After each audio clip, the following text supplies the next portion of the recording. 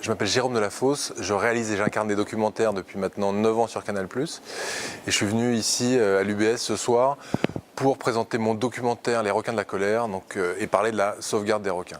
Ce sont des étudiants de l'UBS qui m'ont contacté pour savoir si j'aimerais projeter mon film et parler de la sauvegarde des requins.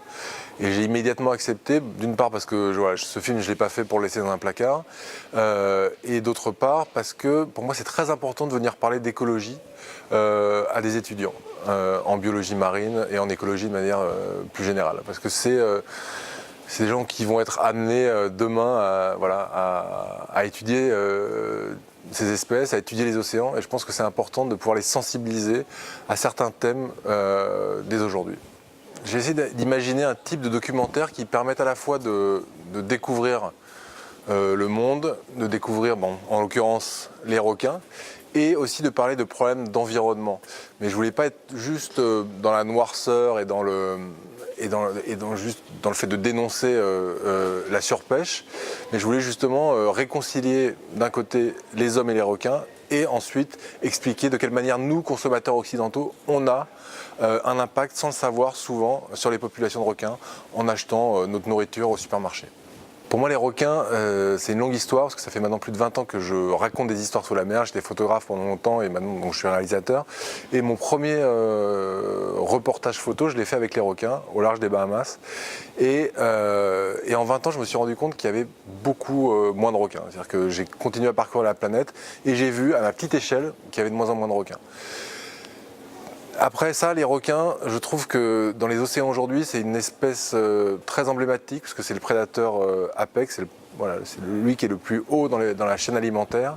Et on sait que si les requins disparaissent, il y aura un tel déséquilibre dans les océans que on en pâtira, nous, humains, de la même manière. Donc pour moi, en gros, si on ne sauve pas les requins, on ne sauvera pas les océans. Et c'est pour ça que j'ai choisi cette espèce pour raconter un film beaucoup plus large finalement sur la problématique de la sauvegarde des océans.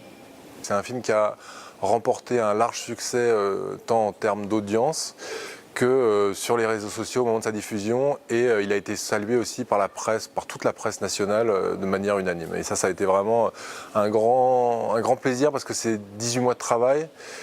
C'est un sujet qui me tient très à cœur. Souvent la télévision, c'est un petit peu... on a tendance à regarder, à jeter. Et là, c'est vraiment un film qui a marqué tant le public que les journalistes. Et ça, c'était important pour moi. Bienvenue pour cette nouvelle date de Planète Conférence. Donc, comme vous a dit Isabelle, on reçoit Jérôme Delafosse ce soir. Jérôme, qui est reporter, réalisateur et scaphandrier professionnel. Il a collaboré avec de nombreuses chaînes, notamment Canal+, et de grands titres de presse, sur des thèmes aussi variés que les fouilles archéologiques, les requins, qu'est-ce que je peux dire ? Les abysses. Les abysses, par exemple. Il a aussi travaillé avec Canal+ sur les nouveaux explorateurs, qui l'ont conduit dans différents pays d'Afrique, d'Asie, d'Amérique du Sud aussi, et même jusqu'au Groenland. Qu'est-ce que je peux dire ? Désolé, c'est... Donc, dans ce documentaire, Jérôme s'est lancé à l'autre bout du monde pour tenter de comprendre l'origine de la terreur primitive liée aux requins.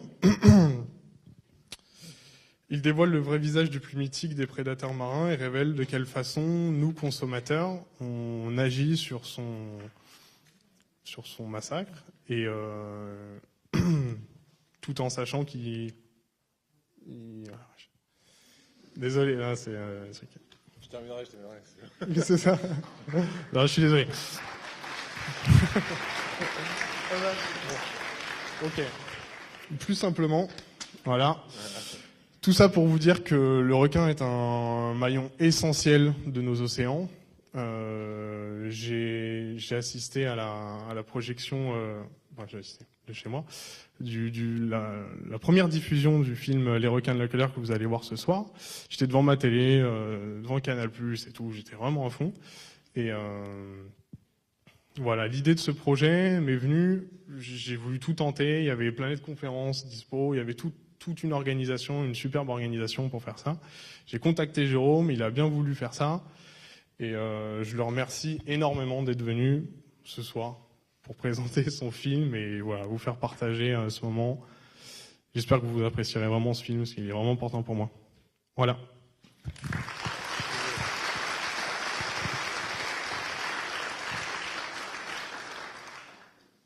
Donc je suis Jérôme Delafosse. Donc je vous remercie à tous d'être venus aussi nombreux. Donc voilà, je remercie d'abord Louis, bien sûr, d'avoir pris cette initiative, parce que pour moi c'est très important de pouvoir présenter mon travail autrement qu'à la télévision, et surtout au sein d'une université, voilà, où on étudie l'écologie, la biologie marine. Voilà, donc ça c'était pour moi déjà quelque chose d'essentiel.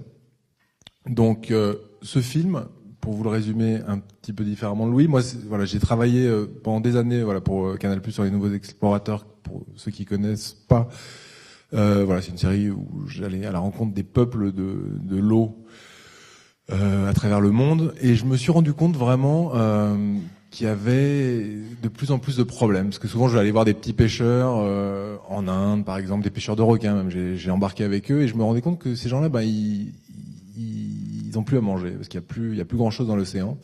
Voilà. Et voilà. Donc moi j'ai toujours été sensibilisé à la sauvegarde des océans, mais d'un œil un peu lointain, parce que moi j'allais toujours dans les plus beaux endroits où il y avait beaucoup de poissons, où il y avait beaucoup de vie marine.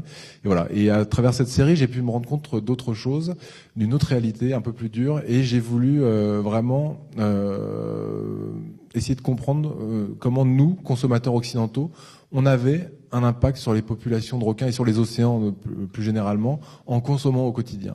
Alors l'idée c'était pas de faire un film qui soit voilà noir, négatif et pessimiste, mais même si parfois l'expérience du terrain peut prêter un peu au pessimisme. Voilà, moi je suis d'un naturel optimiste, et j'ai voulu d'abord créer un nouveau format où je racontais d'abord qui étaient les requins, parce que pour sauver les requins, il faut déjà qu'on puisse comprendre qui ils sont. Et puis j'ai également voulu voilà, montrer exactement non pas le problème de la soupe aux ailes de requin, qui finalement ne nous concerne pas, nous occidentaux, parce que je pense que ni vous ni moi ne mangeons de la soupe aux ailes de requin, à part anecdotiquement, quoi, vraiment pour voir ce que c'est. Par contre, ce qu'on sait moins, c'est que quand on va quand on va faire nos courses au supermarché, sans le savoir, parfois, on a un impact sur les océans et notamment sur les populations de requins. Voilà, donc j'ai fait une grande enquête. Tout ce projet a duré 18 mois, avec une équipe très solide, très soudée. Donc on a vraiment travaillé ensemble, main dans la main. Ça n'a pas toujours été facile. On a essuyé quelques pressions de l'agroalimentaire, et voilà. Mais vous allez pouvoir découvrir à la fois un documentaire sur les requins et à la fois une vraie enquête qui raconte quelque chose et qui lève quelques loups. Voilà, donc je tenais aussi à remercier Horis, que vous voyez autour de moi, qui est donc un partenaire qui est très important, parce que ces documentaires aujourd'hui, vous savez, à la télévision, c'est difficile de les financer. Quand ça dure 2 ans, c'est très difficile de pouvoir en vivre. Et grâce à eux, grâce à Horis, j'ai pu vraiment terminer ce film dans des bonnes conditions, lui donner le visage que j'avais envie de lui donner. Et puis Horis m'aide aussi, justement, ça s'arrête pas juste à un film à la télévision et à une pub, mais aussi à continuer à faire des cycles de conférences un petit peu partout pour sensibiliser le public à ces questions qui sont essentielles pour moi, parce que aujourd'hui, si on ne sauve pas les requins, on ne sauvera pas les océans. Voilà, merci. Et juste, je vois qu'il y a des petits enfants dans la salle, donc il y a quelques scènes qui sont un petit peu quand même dures de pêche aux requins. Donc préparez-vous, alors cachez les yeux. Voilà.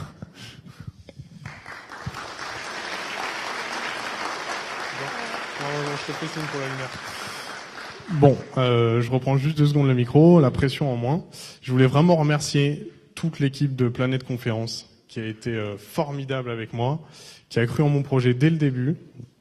Et évidemment l'équipe de l'UBS et l'administration de DSEG, l'équipe technique, tout le monde qui m'ont vraiment aidé à vous réunir ce soir. Voilà, ça me tient vraiment à cœur. Et je vous souhaite un très très bon film. À tout à l'heure.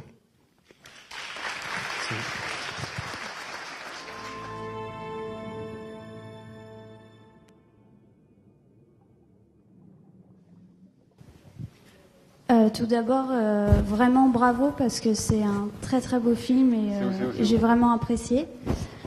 Levez la main, s'il vous plaît. Je suis juste là devant. Ah, pardon. J'avais une question. À un moment, dans le début du film, on voit des images où ils retirent des bébés requins du ventre de femelles. Oui. Ça correspond à quoi? Parce qu'il n'y a pas eu d'explication vraiment sur ces images-là. Ils ont pêché une femelle qui était pleine et donc ils sortent les petits dont ils vont couper les ailerons et qu'ils vont vendre également. D'accord, merci. Rien, c'est comme dans le cochon. Tout est bon.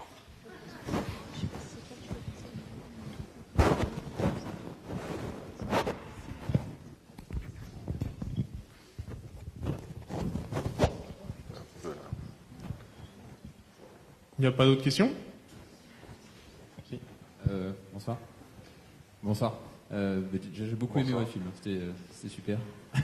Et je voulais savoir, est-ce que vous avez réussi à aller plus loin dans vos discussions à Bruxelles avec les hautes instances, voilà? Ah bah oui, Ça à avait pas Bruxelles, l'air d'aller c'était loin. à Bruxelles. En fait, c'était très compliqué à monter en fait cette interview en salle de montage parce qu'en fait, la commissaire à la pêche qui par ailleurs était quand même, qui a changé aujourd'hui, c'est plus Maria Damanaki, mais qui était quand même très impliquée de manière générale dans la régulation, vraiment de prendre des mesures, mais qui a quand même subi de grosses pressions. En fait, elle connaissait pas du tout le dossier des requins. Donc, par exemple, elle me dit, je vais montrer les images des requins bleus et des requins macos qui sont pêchés sans aucune réglementation en Galice. Elle me dit non, il y a une réglementation. Je dis non, il n'y a pas de réglementation. Et elle voulait pas l'entendre. Donc là, c'est vrai qu'on est arrivé un peu dans un dialogue de sourds. Et voilà, donc on s'est concentré là-dessus. À Bruxelles, c'est extrêmement compliqué. Hein, quoi. Je veux dire, c'est blablabla. Et genre, s'il y a personne derrière qui est vraiment là, comme par exemple Claire Nouvian avec Bloom qu'on a vu juste avant, ou qui est vraiment très impliqué et qui consacre tout son temps à essayer de faire justement réglementer la pêche profonde, le chalutage profond, il se passera pas grand-chose, ça c'est certain. D'où l'importance de ce genre de film, et d'action en tout genre. Voilà. Mais après, l'idée, c'est là où elle a raison, Maria Damanaki, c'est qu'effectivement, il y a aussi beaucoup de militants qui veulent interdire toute pêche, qui paraît, ce qui est complètement absurde. Ça ne s'arrêtera pas.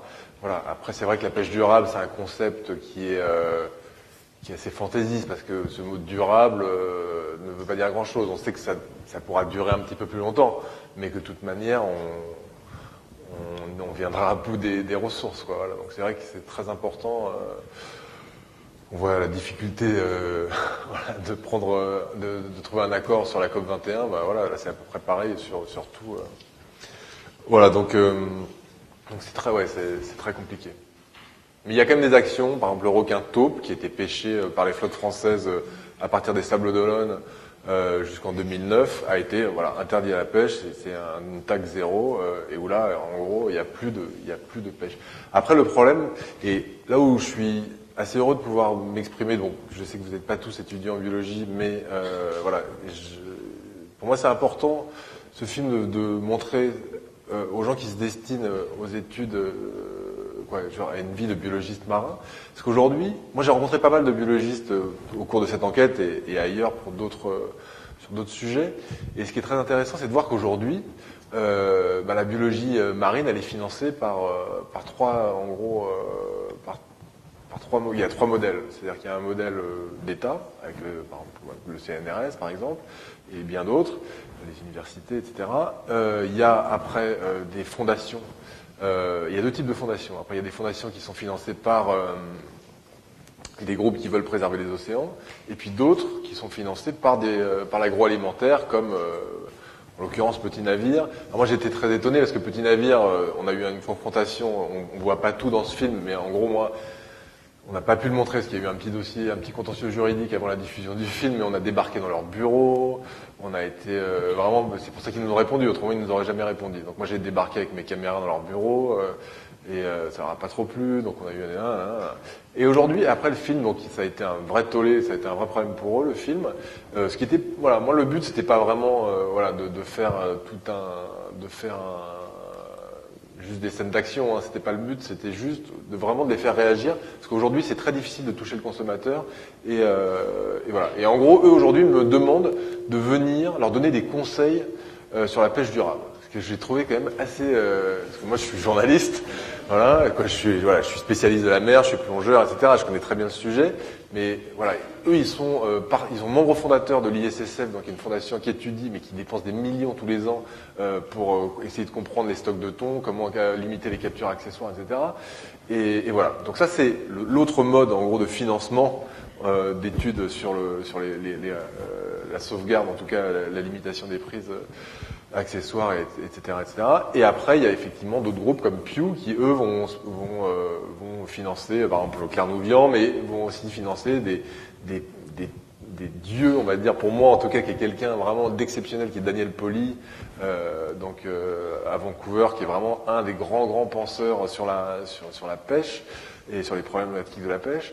Voilà, qui lui, voilà. Et ce qui est très intéressant, c'est qu'on voit que d'un côté, il y a un avis, d'un autre, il y a un avis. C'est-à-dire que moi, Daniel Pauly me dit le requin bleu est menacé, d'accord. Et il y a aujourd'hui pas de règlement, il y a aucune régulation sur le requin bleu. Et je vois d'autres gens qui travaillent sur les problèmes des DCP, les problèmes de palanque, de prise d'accessoires, qui me disent non, mais vous inquiétez pas, le requin bleu n'est pas du tout menacé. Voilà. Donc dans la communauté scientifique, on a vraiment des avis complètement différents. Et voilà. Et j'ai même rencontré un jour un scientifique. J'avais fait un film en Afrique du Sud où donc sur les plages de Durban, ils ont installé des filets de 300, il y a 350 km de filets qui sont pas là pour protéger les baigneurs, mais pour capturer les requins, pour ne pas qu'ils attaquent les baigneurs.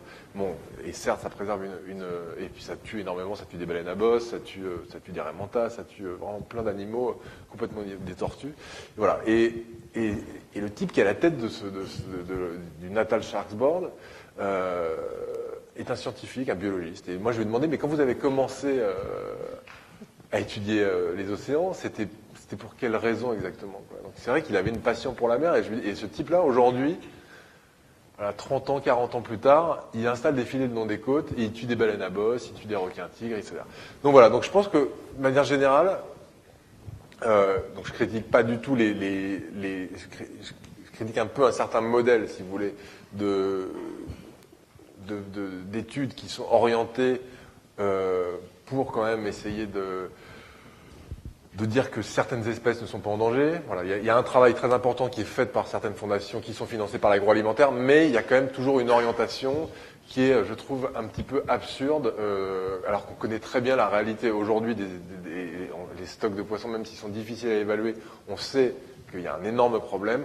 Et voilà. Donc, ce que je veux dire par là, c'est je n'émets pas de jugement, chacun a besoin de bosser, c'est important toute sa recherche quelle qu'elle soit, mais quand on s'engage, en gros, vers des études et vers une vie de biologiste, il ne faut pas oublier les raisons pour lesquelles un jour on a choisi de le faire.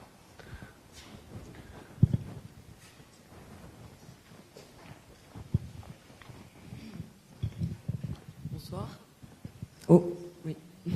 Merci beaucoup déjà pour votre travail de prévention. Et je voulais vous poser une question par rapport à Petit Navire d'ailleurs, parce que donc j'avais lu que vous étiez retourné un petit peu discrètement, quand même pécheux chez Petit Navire.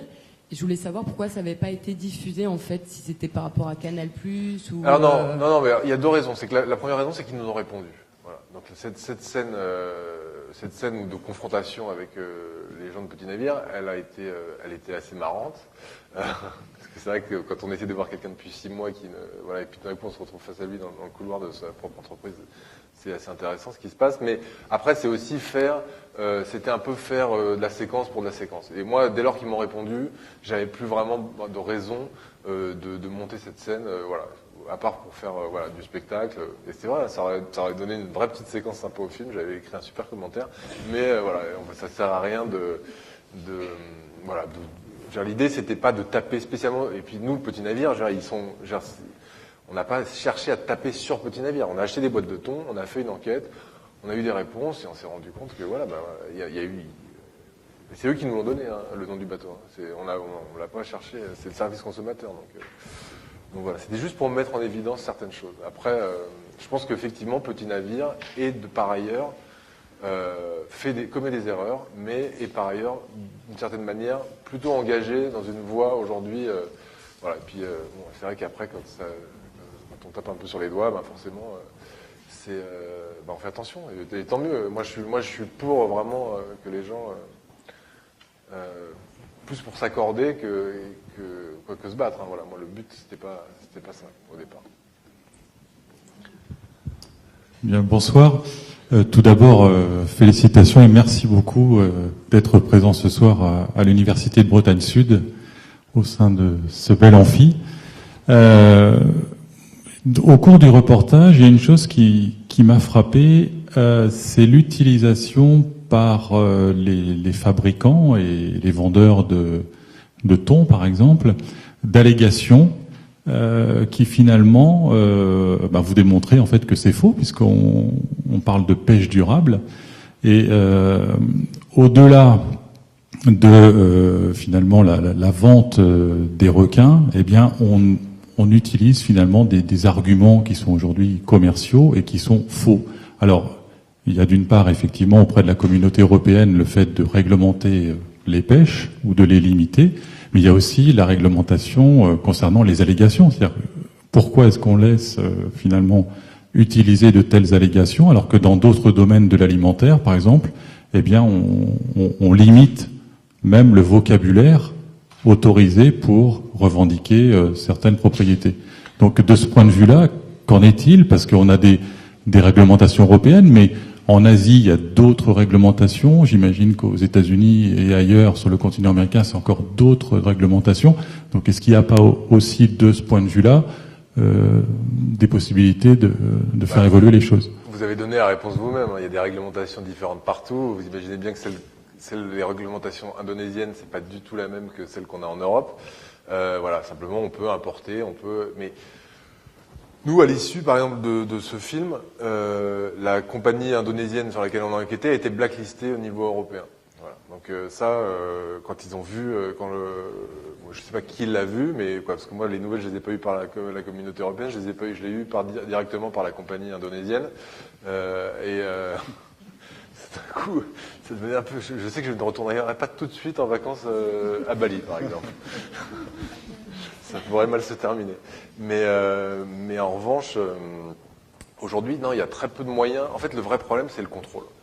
En Europe, c'est-à-dire on fait des vœux pieux, on espère pouvoir régler les choses, mais comment contrôler les flottes de pêche dans le monde entier, y compris nos propres flottes?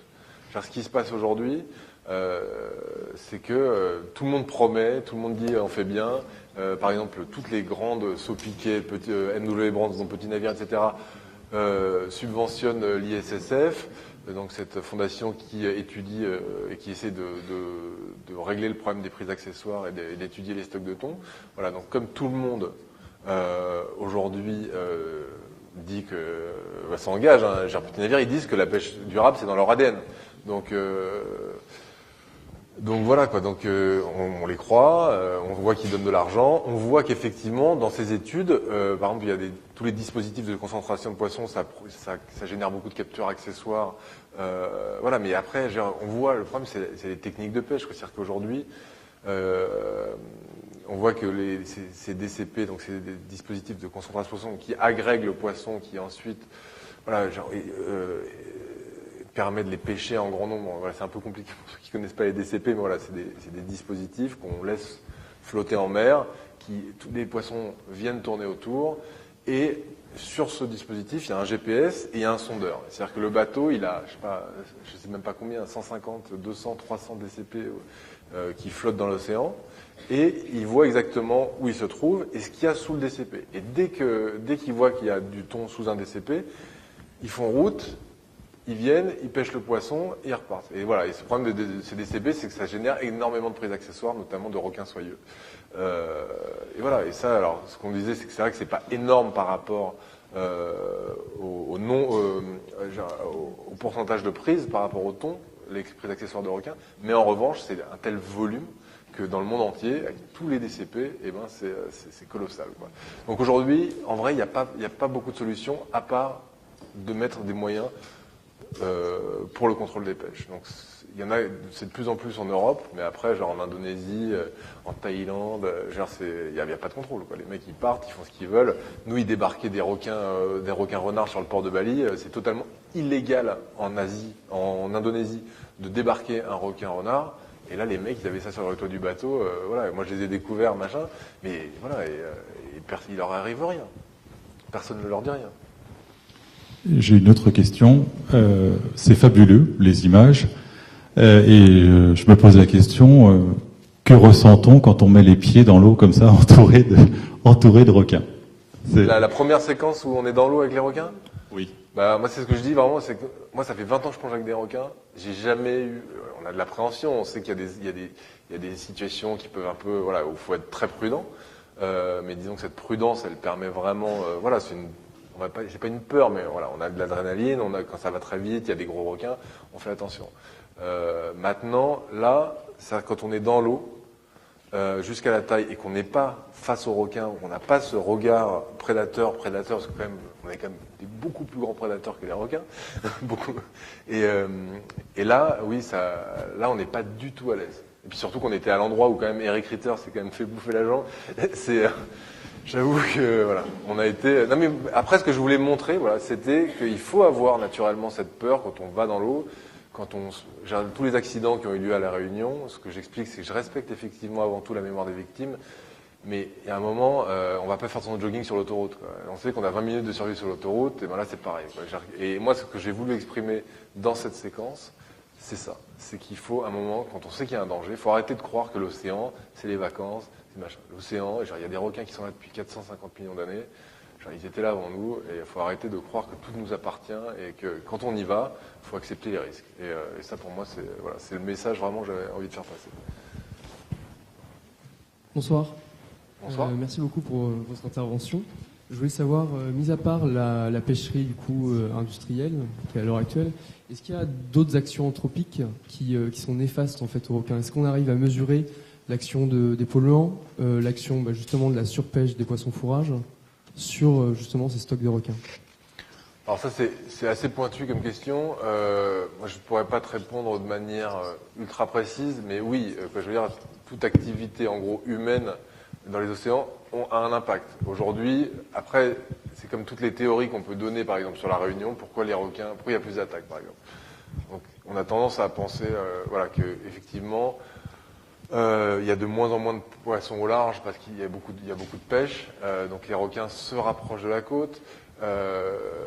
Après la pêche, par exemple, de certains requins par les Réunionnais, c'est très compliqué, mais voilà, les Réunionnais ont pêché tous les requins de récif. Alors c'est pour ça que les requins bulldogs se sont multipliés, parce qu'ils sont plus de prédateurs naturels. Les juvéniles, en tout cas, n'ont plus de prédateurs naturels, qui étaient donc à fond ces requins de récif. Voilà. Donc effectivement, oui, moi je peux pas te donner de données précises, mais c'est évident qu'aujourd'hui, tant en termes de pollution que toute la chair de requin, de toute façon, elle est gavée comme tous les grands prédateurs marins, de métaux lourds. Voilà, donc effectivement, oui, il y a un impact certain, de toute manière, sur les requins, mais on va dire que le principal impact, c'est bien la pêche et les prises accessoires.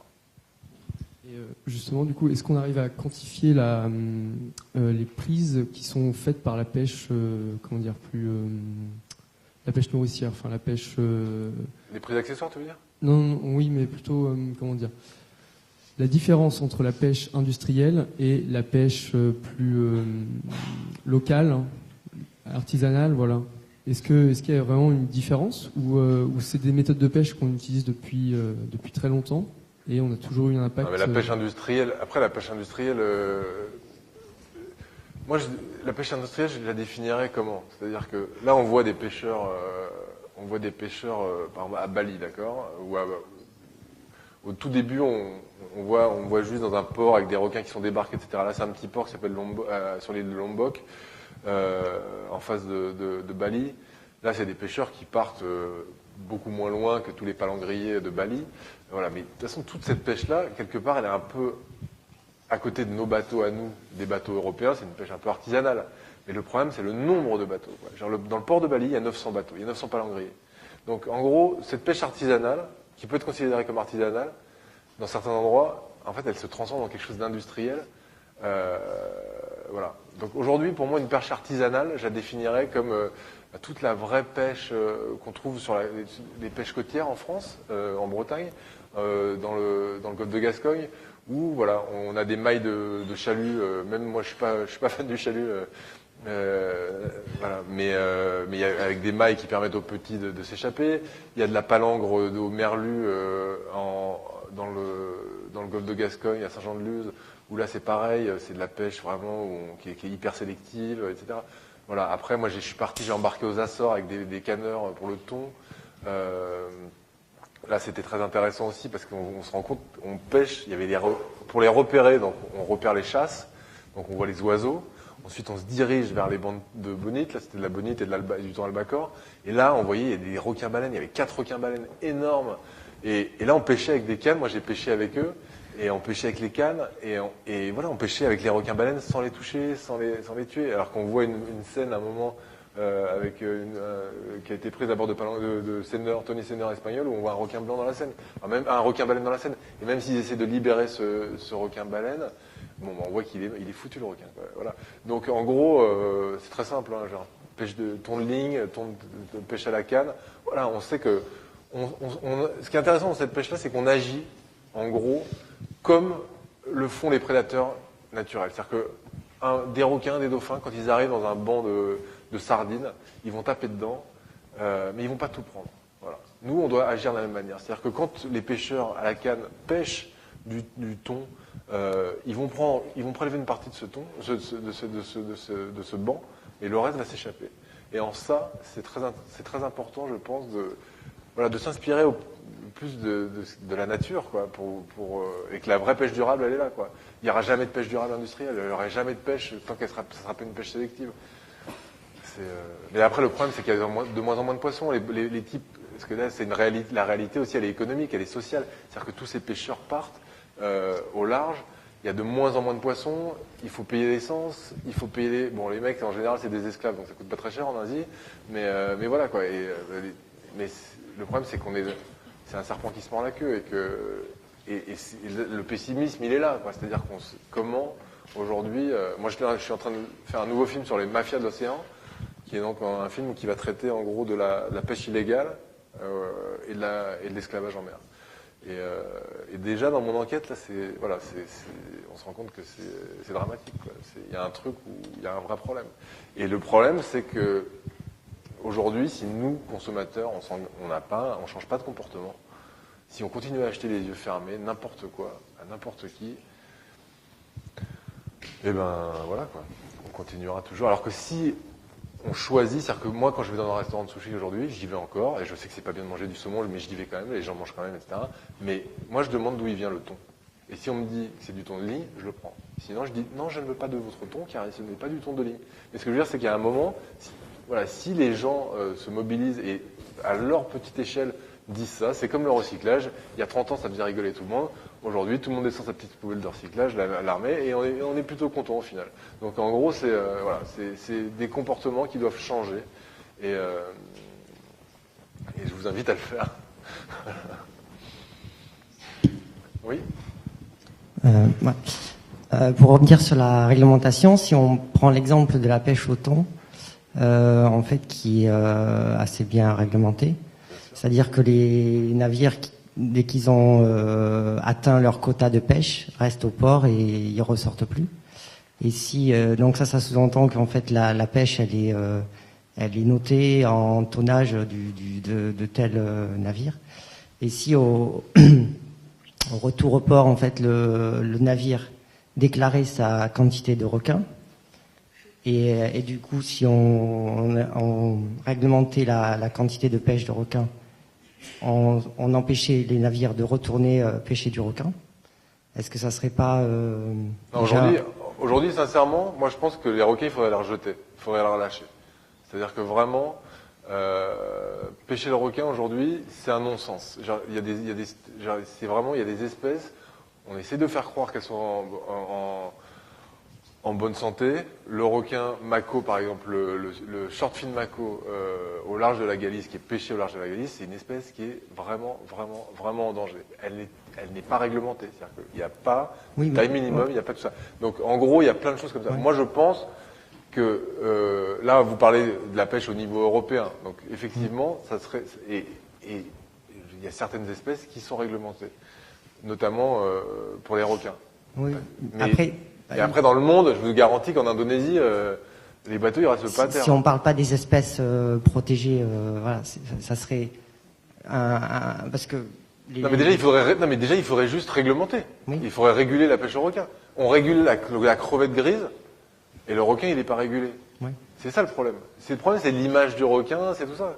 Donc, oui, sans doute, vous avez raison. Mais le problème, c'est qu'aujourd'hui, déjà, il faudrait qu'il y ait une réglementation. Il y a 3 ou 4 espèces de requins qui sont protégées au niveau international, au niveau européen.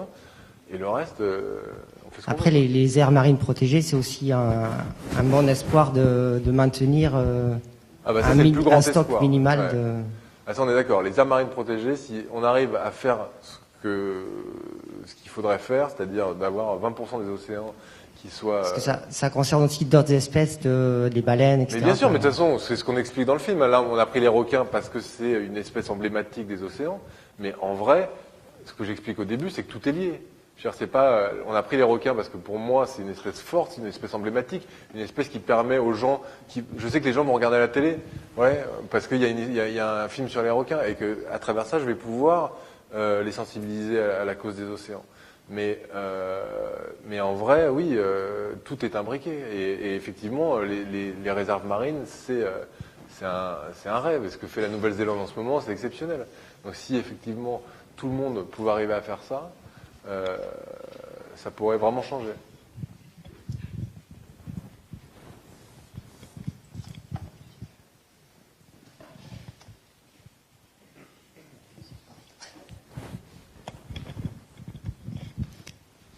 Bonsoir. J'avais 2 questions. La première, vous aviez dit que il fallait des preuves en fait pour pouvoir aboutir à des réglementations. Et il y a sûrement des preuves qui ont été fournies. Et est-ce qu'elles ont abouti du coup à des réglementations ou elles sont un petit peu en fait mises de côté et vraiment pas prises en compte?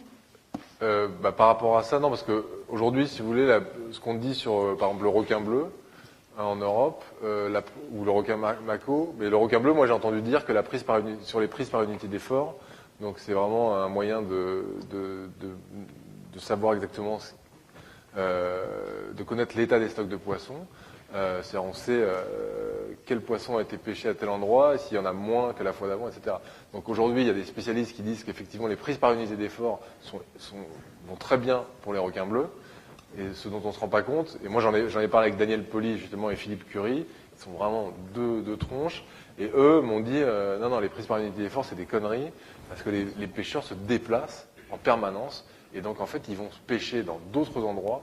Et voilà. Et en plus, les requins, souvent, c'est des animaux pélagiques. Donc, c'est pas comme si on pêchait des vieilles dans le golfe du Morbihan. Je veux dire, les requins, ils se déplacent. C'est des poissons qui migrent, donc voilà. Donc le problème, il est qu'on ne veut pas la réglementer pour l'instant. Et je ne sais pas, franchement, comment on va pouvoir y arriver. C'est-à-dire qu'il va vraiment falloir que ce soit comme le Longiman du début, qu'il en reste 4% de ce qu'il y avait il y a 100 ans, ou il y a 40 ans même, pour qu'on commence à faire quelque chose. Le problème, c'est que tant que ça sort, c'est que c'est bon à pêcher. Voilà, le problème, il est là. Ok. Et est-ce que vous savez s'il y a une étude qui a été faite pour estimer la date d'extinction des requins, s'il y a un effet? Je pense que c'est comme pour tout le reste, hein, c'est dans 40-50 ans. Quoi. On sait que voilà, dans 40-50 ans, on pourra se baigner tranquille. Quoi. Ça, il n'y aura pas de problème. Merci. Bonsoir. En fait, là, quand je vous entends parler, ça me paraît un peu bête ce que je vais dire, mais j'ai vraiment l'impression que vous êtes extrêmement pessimiste. Alors, est-ce qu'il y a vraiment quelque chose qu'on peut faire et est-ce que ça va fonctionner ou est-ce que c'est un peu voué à l'échec dans tous les cas? Alors moi, je me refuse oui, je suis un peu pessimiste, c'est vrai, quand j'en parle comme ça. Après, moi, je me refuse d'abandonner, quoi. C'est-à-dire que sinon, je serais même pas là en train d'en parler, j'aurais même pas fait ce film. Voilà, donc moi, je veux croire qu'on peut changer les choses. À ma toute petite échelle, qui est vraiment une goutte d'eau, voilà, j'essaye de sensibiliser les gens. J'essaye d'attaquer un petit navire pour lui montrer que il faut qu'il s'arrête. Voilà, et je sais qu'eux sont sensibles. Voilà, donc je me dis qu'à travers ces petites actions-là, il y a moyen de faire quelque chose. Voilà. Bon, là, on voit quand même. J'attends impatiemment demain de voir ce qui va se passer à la COP pour voir comment les gens. Parce que ça, c'est vraiment. Parce que Copenhague, c'était quand même une grosse blague, tellement il n'y avait pas eu d'accord qui était sorti. Voilà, donc c'est vrai que si demain il y a un accord à la COP, ça sera bien. En plus, les océans n'ont jamais vraiment été inclus dans les accords de la COP. Et aujourd'hui, dans ces négociations-là, les océans rentrent peu à peu dans ces négociations. Donc, il y a quand même une prise de conscience. On sent que les politiques, même si c'est extrêmement compliqué, on verra demain. Moi, je veux y croire. En tout cas, voilà. Je pense que chacun peut avoir son petit rôle à jouer. Mais c'est dur, hein, je suis d'accord avec vous. C'est dur d'y croire.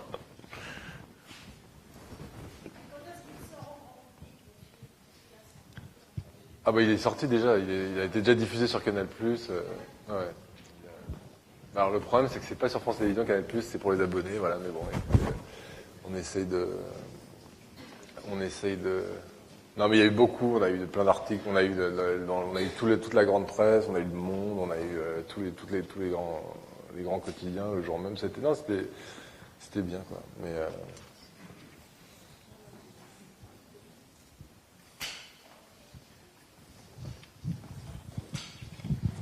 Oui, après toutes ces questions, c'est vrai que très souvent, lorsqu'on nous montre, je dirais, des films concernant les prises de vue avec des requins, on voit les plongeurs dans des cages eux-mêmes.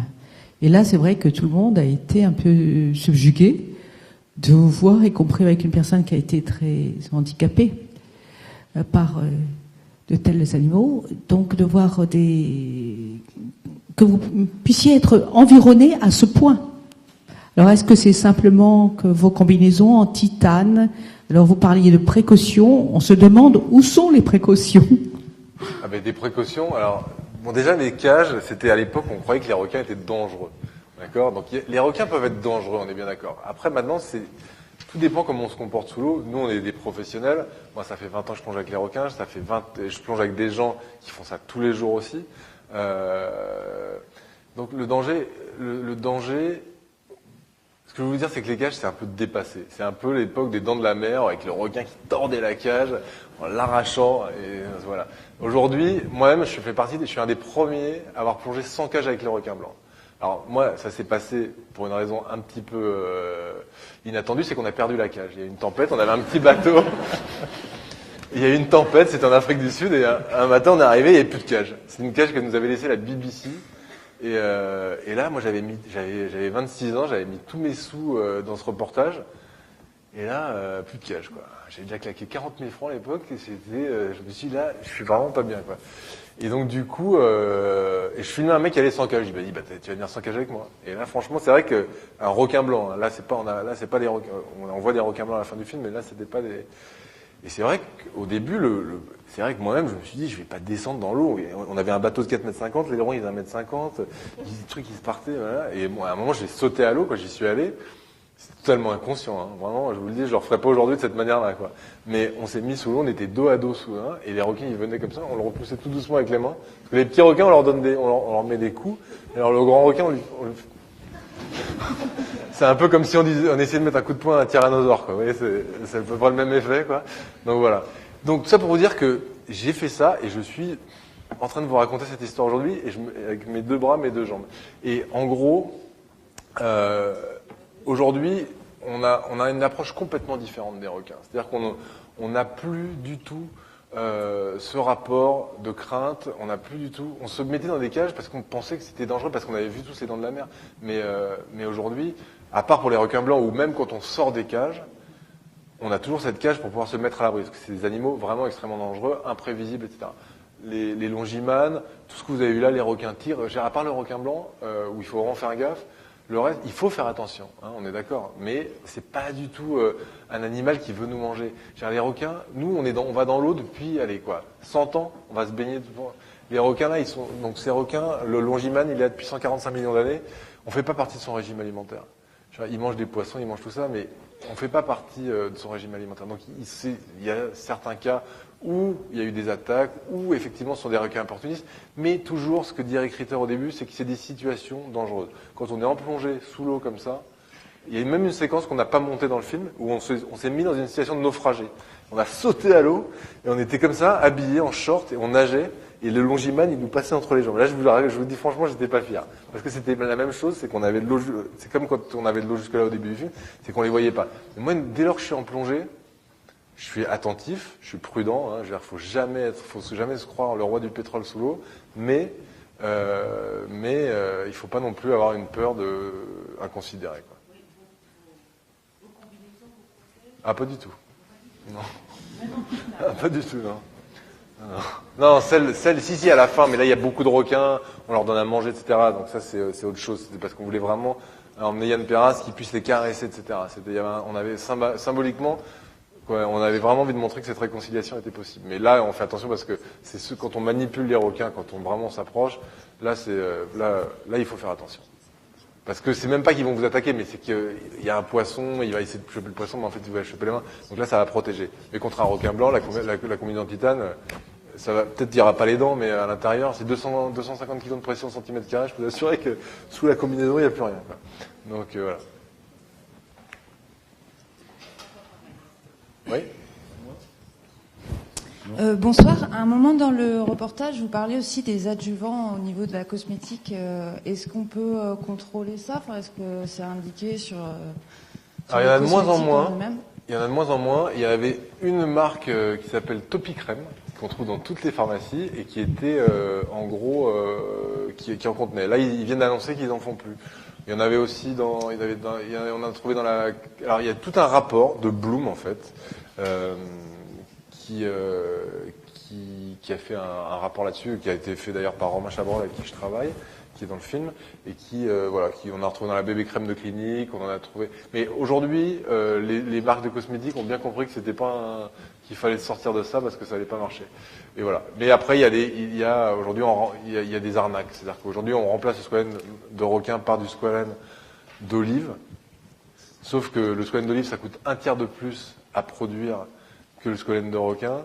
Donc du coup, parfois, ils refont du squalène de requin en faisant croire que c'est du squalène d'olive. Mais aujourd'hui, il y a un test moléculaire qui vient de sortir, il y a quelques mois, et qui permet de savoir si c'est du marin ou du végétal.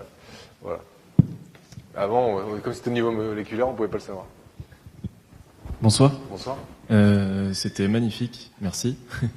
Juste, vous avez filmé le monde entier et vous n'avez pas parlé de La Réunion. Alors, ça va être très simple. La Réunion, c'est un sujet qui est extrêmement complexe, qui est un cas très très isolé et très particulier dans le monde sur les attaques de requins. Et l'histoire que je voulais raconter, je ne pouvais pas consacrer beaucoup de temps à La Réunion. Et je voulais pas non plus, du coup, me lancer dans un film sur La Réunion en y consacrant que 15 minutes maximum, parce que c'était... La Réunion, j'en parle en filigrane, si vous voulez. Mais je pense que c'est un sujet trop touchy qui implique trop de gens. Il y a vraiment des problèmes économiques, il y a vraiment des gens... Parce que un des gros coupables, c'est l'État français dans La Réunion qui a laissé quand même crever tous les gens du tourisme, etc. Des petits mecs avec des surf shops, etc. qui se sont retrouvés à vouloir casser du requin parce qu'on les a pas soutenus. Voilà, c'est tout, quoi. Et le problème au requin à La Réunion, c'est la patate chaude. Moi, j'ai parlé avec l'ancien directeur de cabinet de Delphine Bateau à l'époque, il y a un vieux loup de la politique, qui était quelqu'un de très sympa, qui l'a dit « Oulala, oulala ». Alors ça, vraiment, quoi. Et personne ne veut en parler. Voilà, donc on voit ce qui se passe là-bas. Voilà, et en plus de ça, il y a eu un film qui s'appelle L'attaque de requin à La Réunion de Rémi Tézier, qui a mené une enquête pendant 1 an et demi sur place et qui a fait du très bon travail, mais qui donne même pas de réponse en une heure et demie. Son film montrait bien à quel point il nous fait peur. Et vous n'avez pas voulu en parler parce que Parce que ça nous fait trop peur ou parce que c'était... Ah non, ça nous fait pas peur. Je pense que c'est un cas isolé, qu'il y a effectivement des requins bulldogs qui attaquent à La Réunion. Ça, on le sait, mais on ne sait pas aujourd'hui vraiment pourquoi. Genre, il y a plein de présomptions sur, effectivement, pourquoi les requins sont à terre. Donc moi, j'ai expliqué tout à l'heure qu'il y a une des raisons probables qui est effectivement que les pêcheurs locaux ont éliminé tous les requins de récif, et donc les requins bulldogs juvéniles n'ont plus de prédateurs naturels. Après, il y a la pêche au large qui pourrait effectivement expliquer que les requins se rapprochent des côtes. Il y a après tout ce que charrie les ravines, etc. Avec les, ouais, bon, hein, vous avez l'air de connaître le sujet. Donc il y a plein de possibilités. On ne sait pas. Voilà. En tout cas, la meilleure chose, c'est qu'il n'y a pas une attaque depuis un petit moment là. Et je pense que les gens ont compris qu'il fallait arrêter d'aller se baigner, d'aller laisser gamins faire du surf sur les spots dangereux. Parce que ça, vraiment, c'est pour moi la plus grosse connerie, elle est là. C'est bien de faire du surf, mais à un moment, il faut s'arrêter. Quoi. Je veux dire, moi, mon fils, il me demande d'aller faire du skate sur l'autoroute. Je lui dis, si tu restes avec moi, je lui mets 2 tartes et je lui fous. Bonsoir. Ici. Oui. Et merci pour votre intervention, d'être intervenu ici, et puis ce film magnifique. Voilà, moi je me suis passionné pour la plongée il y a 5-6 ans. Donc comme tout le monde, effectivement, j'ai voulu aller voir les requins et nager avec les requins et voir un peu ce qui s'y passait. J'ai fait à peu près un peu moins d'une centaine de plongées en Égypte, et par rapport à vous qui avez plongé depuis beaucoup plus longtemps que moi, j'ai rencontré que 3-4 requins en Égypte. Alors, est-ce que ça a toujours été comme ça ? Alors non, ça n'a pas toujours été comme ça. Parce que franchement, non, aussi bien de jour que de nuit. Non, l'Égypte, le problème du requin, les requins que vous pouvez voir en Égypte, je sais pas où vous étiez, mais si vous étiez dans le Sinaï, etc. Sinaï, la BDE. Voilà. Là, il y a des longimanes encore, là, il y a quelques-uns, peut-être que vous en avez vu. Voilà, le problème, c'est que... Un peu de marteau. Voilà. Mais le problème, c'est que c'est très pêché. Il y a tous les pays, alors je veux dire, tous les pays du Golfe, et l'Arabie Saoudite, et toute cette région-là, Djibouti, le Yémen, etc. Le Yémen, ils pêchent énormément de requins. Donc voilà, là, je vous fais pas un dessin. Donc il y a une vingtaine d'années, il y en avait quand même beaucoup plus dans cette région. Il y avait région. beaucoup plus. Moi j'ai plongé pas mal. J'étais assistant d'un grand photographe sous-marin quand j'ai commencé. J'ai plongé dans le Sinaï et c'était, il y avait du requin, quoi. Mais c'est dingue, c'est que moi en 20 ans, j'ai pu à ma propre échelle voir comme les requins avaient disparu, quoi. C'est-à-dire que c'est impressionnant. C'est-à-dire qu'on se rend compte qu'il y a des endroits où il n'y a plus de requins. Voilà. Merci. Bon, écoutez, je suis ravi que... Encore une question, alors.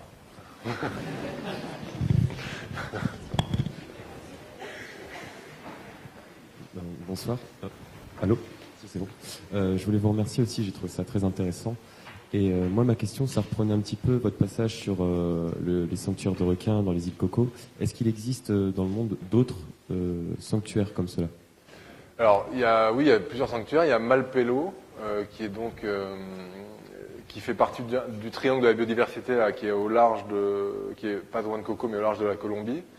Il y a les Galapagos, évidemment, mais où aujourd'hui on a rouvert la pêche au requin-marteau. Et après, il y a en Afrique du Sud, ils sont quand même pas mal ils sont protégés. Voilà, mais ces sanctuaires-là, c'est vraiment le lieu. Comme moi, c'était un de mes rêves d'aller là-bas. J'avais pas été avant, et franchement, c'est Coco. Genre quand on est là, qu'on plonge, on voit tous ces requins marteaux arriver. Et encore, nous, on n'a pas eu de chance, parce que normalement, on plonge en recycleur. Nous, on parle sous l'eau, donc on pouvait pas, mais le mieux, c'est de plonger en recycleur là-bas, parce qu'on fait pas de bulles. Alors là, on est carrément au milieu des requins marteaux. J'ai fait 2 plongées au recycleur là-bas, quand même, juste pour me faire plaisir et faire des belles images, et c'était incroyable. C'est magnifique, quoi. C'est des lieux. Et ce qui explique, c'est vrai que nous, on a besoin, mais toutes les équipes de télé, hein, et même les scientifiques, on est obligé d'appâter les requins pour les filmer. Là-bas, c'est vrai que ce qui est fou, c'est qu'on met pas un appât à l'eau, quoi. Moi, j'ai tendance, même à certains endroits, je me frotte avec du poisson pour que les requins vraiment viennent à moi pour qu'on fasse les meilleures images, quoi. Et là, alors ça, je vous le recommande pas de le faire, hein, parce que vous qui plongez avec les requins. Non, mais en fait, c'est un vieux truc que je faisais quand j'avais 20 ans, et qu'on m'avait appris, quoi. Et même le photographe avec qui j'avais appris, il plongeait avec un modèle avec des restes, des photos un peu des années 90, voilà. Et il lui frottait en cachette son gilet avec du poisson. Et moi, un jour, je fais ça depuis toujours, quoi. Là, les mecs me regardaient en me disant, mais qu'est-ce que tu fais, là? Il me dit, mais t'es malade de faire ça, etc. Et en fait, il nous a jamais rien arrivé, hein, franchement. Par contre, les requins viennent, ça, ça marche super bien. La prochaine fois que vous avez en mer Rouge, remarque, hein, peut-être vous en verrez plus. Je vous remercie du coup. Il n'y a plus de questions. Si. Alors là, je fais un film, donc, comme je disais tout à l'heure, sur les mafias de l'océan, pour Canal+, pour la case spéciale investigation.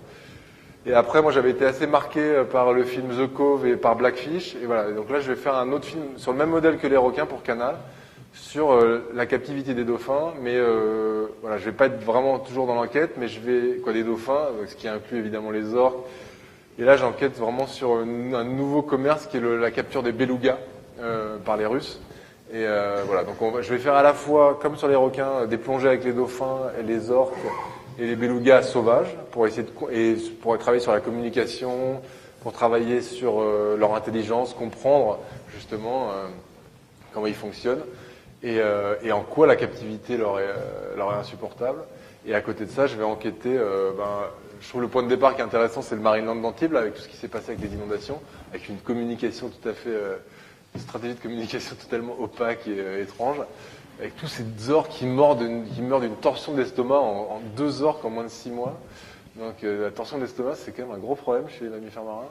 Et c'est dingue, quoi. C'est vraiment, voilà, donc c'est super intéressant. Et à partir de là, on va remonter un peu toute cette enquête jusqu'à la Russie, en gros, où il y a un énorme commerce de belugas et voilà, et qui sont toujours qui sont à vendre et acheter.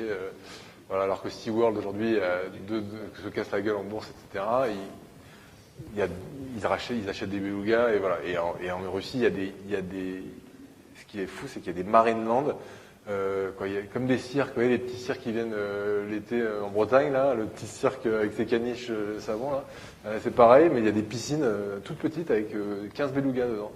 Et les mecs, ils viennent, c'est hallucinant, quoi. Et bon, bref. Et donc on va vraiment raconter toute cette histoire. Voilà pour les projets. Et si je fais le premier, normalement je fais mon premier film de cinéma, c'est le premier film comique sur les requins. Voilà, qui sera un film un peu inattendu sur la sauvegarde des requins, mais d'une manière totalement surprenante. Comment ? Bien sûr, toujours. Je ne sors jamais sans ma boîte de thon. Bon, je vous remercie. Ah, pardon ? Oui, bonsoir. Bonsoir. Au début du film, vous évoquez l'impact de la raréfaction du requin sur toute la chaîne alimentaire, jusqu'au plancton, et y compris l'impact sur la production d'oxygène par l'océan dans l'atmosphère. Est-ce qu'on peut évaluer la crédibilité de cette théorie ? Est-ce que c'est vraiment un sujet d'étude ? Est-ce qu'il y a des scientifiques qui travaillent sérieusement sur ces J'étais surpris de ne pas l'avoir plus tôt, celle-là. Non, mais c'est quand même assez facilement Non, mais bien sûr, oui, bien sûr, non, mais c'est ce qu'on explique dans le truc, c'est une hypothèse. Très clairement, c'est une hypothèse. Et ce que j'explique après, c'est que de l'oxygène, de toute façon, on en a pour 5-6 000 ans, d'accord ? Mais on sait qu'aujourd'hui, il y a de multiples facteurs qui raréfient le plancton, en gros, et que, effectivement, de la même manière que la pollution, la grande pollution humaine, etc., pose un problème, la surpêche des requins crée un déséquilibre. Ce qu'on voulait, c'était marquer par quelque chose. Moi, ce que je voulais, c'est montrer, faire le lien entre la pêche des requins et l'homme dans sa vie au quotidien. Voilà. C'était plus, voilà, c'est comme un chiffre, comme quand on donne un chiffre d'ONG qui disent, voilà, il y a 100 millions de requins qui sont pêchés chaque année. C'est pas 100 millions, c'est peut-être 140 millions, c'est peut-être 73 millions. Mais on ne sait pas exactement, effectivement, ce qui se passerait. Mais aujourd'hui, par contre, ce qu'on sait, c'est qu'il y a des zones dans le monde où il n'y a plus d'oxygène, en mer Jaune, dans le golfe du Mexique, pendant une période de l'année, toute forme de vie disparaît, et que ce qui peut se passer là, c'est une théorie aussi, c'est l'océan de Camden, où en gros, voilà, les algues toxiques envahissent les océans, et ça c'est Daniel Pauly qui me l'a expliqué. Voilà, donc je lui fais assez confiance sur, en tout cas, des théories, même si elles ne sont pas prouvées, que c'est quelque chose qui pourrait arriver assez rapidement, et on a quand même aujourd'hui quelques exemples dans certaines mers du monde où on a tellement tout abîmé qu'il n'y a plus de vie du tout, quoi. Moi, j'ai plongé sur des endroits où il y a même, qui n'a rien à voir, mais en gros, il y a de la pêche au cyanure, où j'ai filmé des mecs qui pêchent au cyanure, j'ai filmé de la pêche à la bombe. Quand je vois le truc, genre, on sait que, en gros, c'est effectivement pas une théorie scientifique prouvée, mais je peux vous assurer que quand on voit ce qu'on voit, on peut laisser libre cours à notre imagination sans être vraiment, en étant sûr de ne pas vraiment trop se tromper, quoi, de manière générale, sur le résultat final. Voilà. Donc c'est important, voilà, moi ce que je veux, c'est marquer les esprits. Bon, écoutez, je vous remercie, voilà, tous d'avoir, voilà,